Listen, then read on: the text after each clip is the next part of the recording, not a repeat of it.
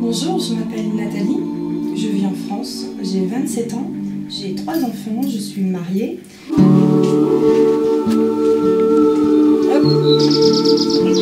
Allez-y.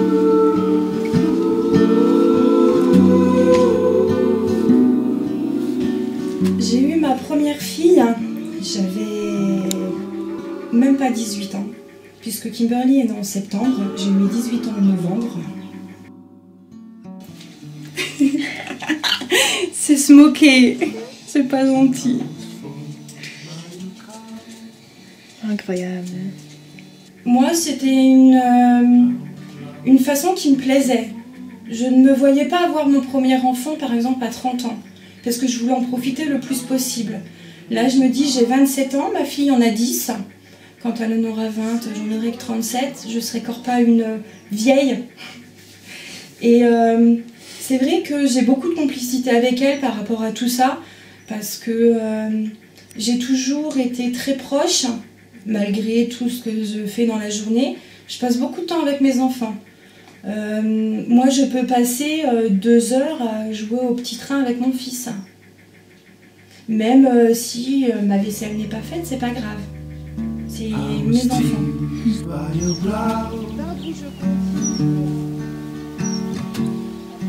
Et quels étaient vos rêves quand tu étais une petite fille? Vivre dans cette maison, ce que j'ai fait. Avoir des enfants, ce que j'ai fait. Avoir des diplômes quand même, ce que j'ai eu. Surtout être heureuse et avoir toujours ma famille auprès de moi. Pour moi, c'était, je prenais la vie comme elle venait, je n'ai jamais essayé de changer ma vie. On vit au jour le jour, toujours pareil avec la maladie de maman. Je ne me projette pas forcément dans 10 ans où est-ce que je serai. Je ne me pose même pas la question. Parce que pour moi, c'est logique que dans 10 ans, je serai encore ici avec mes enfants, que voilà. Je serai peut-être toujours aussi soucieuse de tout. Parce que moi, je suis une éternelle insatisfaite.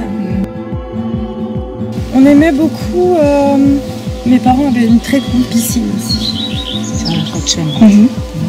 On avait aussi tout ce qui était toboggan, balançoire, on avait les rollers, on avait tout ça. Moi, j'ai pas forcément beaucoup joué à tout ça, puisque moi j'étais souvent plâtrée avec mes problèmes de cheville. En général, ils ont leur petite chaise avec leurs livres et ils se mettent en dessous.